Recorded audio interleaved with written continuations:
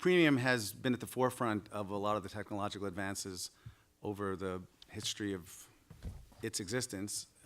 In the most recently, the authenticated platform, which is the app that you take with you, and so I think the good news, first of all of these changes, they're gradual, and will there be a tipping point? I guess no one's really knows when or if, but certainly it's trying to protect your core business and trying to innovate at the same time. The business model of selling all of these channels together and then selling premium on top of it is a tremendous obstacle for us because it makes us very expensive, not our product itself, but the ability to get to our product. So the conversations that we have as business partners with our distributors is you have certainly, forget about the basic tier channels because they're already fully distributed and they're great, but you pull them out of the stack, that's a little bit of kind of deteriorating your core product.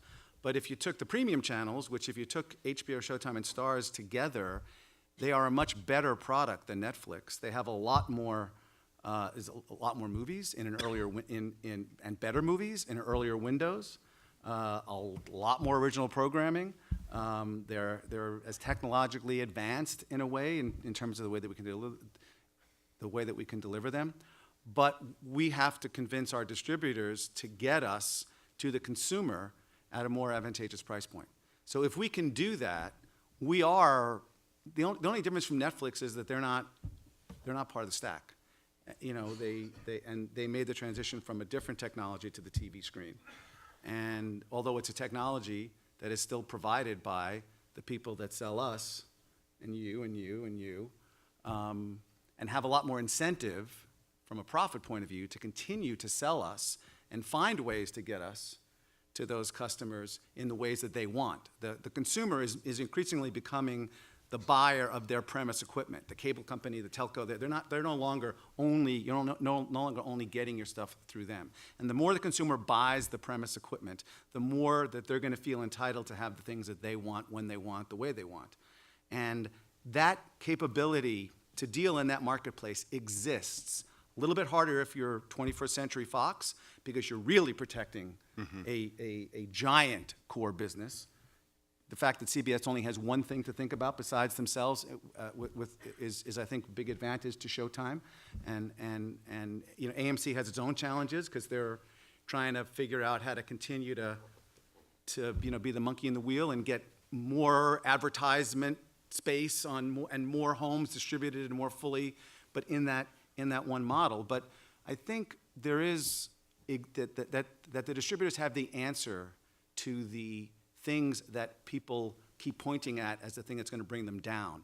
They just have to be willing to focus on more than one thing at a time and create the packages that contain the products that appeal to a wide variety of consumers, whether it's baby boomers who are getting smaller in income compression, or millennials and Hispanics who are coming into the market and don't have credit cards and don't have credit or any of those things. And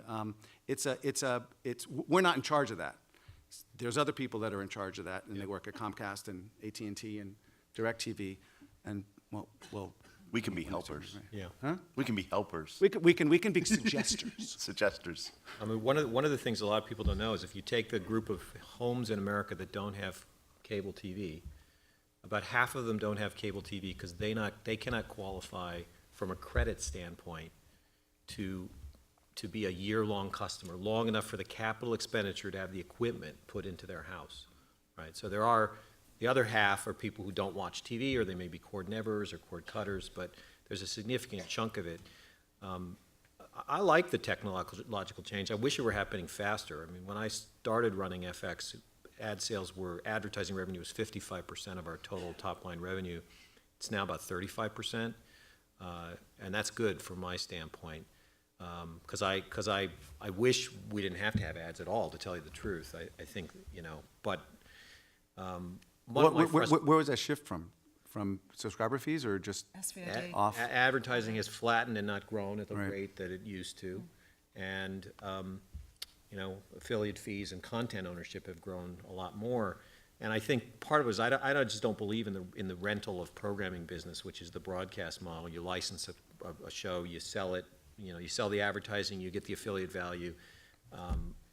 I think you have to take the much longer view of program content ownership and amortization now, because I think people are going to find it and use it. The good news behind that is that I think we're not just creating disposable moments of entertainment. As much as I agree with Sarah that it would be fantastic to have Walking Dead or Game of Thrones, something people have to watch, I think that the broadcast model is, it's a disposable thing. You get there, it's like a disposable razor. They use it, they throw it away. Now, I think it's more like film. It's not that the opening weekend or the first box office of a film doesn't matter. A lot of what happens to a film economically and even creatively follows from that. But if you make a really great film, it's a 20-year asset and it continues to pay. So you have to have a portfolio management strategy. But I like the notion of trying to make things that have enduring value from a creative standpoint. And that's what television can do now. It was really The Sopranos that I think it started the whole ball rolling. So it was really Chris that did. But that's what we can do that we didn't used to do. The problem that we have, though, is that, and I was saying this to Chris, is that the system of telco and satellite and cable operators is spending more than 10 times as much money on content, entertainment content, and even taking sports and news out, just movies, original series, as Netflix is. But everything Netflix is either making or buying is ubiquitously available and searchable at the same time. And so the consumer doesn't really realize the value of what they're buying because they can't access it in as fluid a way, and they can go to individual apps that are great, Showtime and Starz and HBO have them, but if you've ever seen X1, which is a cloud-based VOD system that Comcast built, it's brilliant. It's a fantastic user interface. You can find anything, and all of a sudden you say, holy shit, I'm getting an amazing amount of fantastic content for my monthly fee.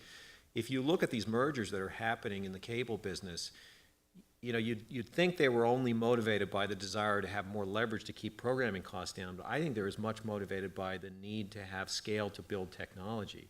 You have companies like Google and Microsoft that have, even Netflix have thousands of engineers. Right now, Comcast, the only company that's large enough to have more than 1,000 engineers to build something like X1. So I think everybody needs to do it, and the frustrating thing for us is they stand between us and the consumer.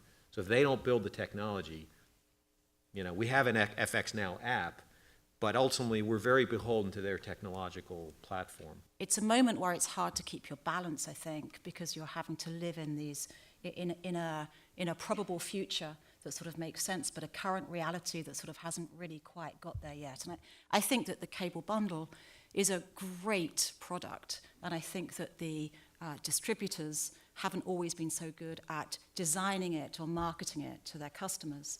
And I think that, people talk about millennials being cord cutters.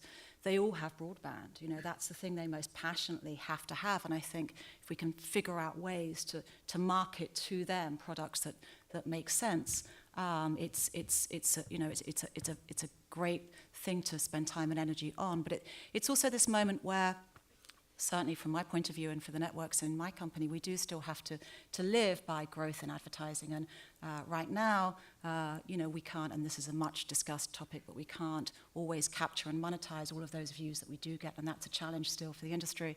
And I look at something like I was talking to the Nielsen obviously is the company that creates the currency for the advertising business in television, and I was talking to their head of analytics the other day, and it's just interesting how we talk about the sort of existing ecosystem, and then often we talk about threats from outside, like streaming services or over-the-top services.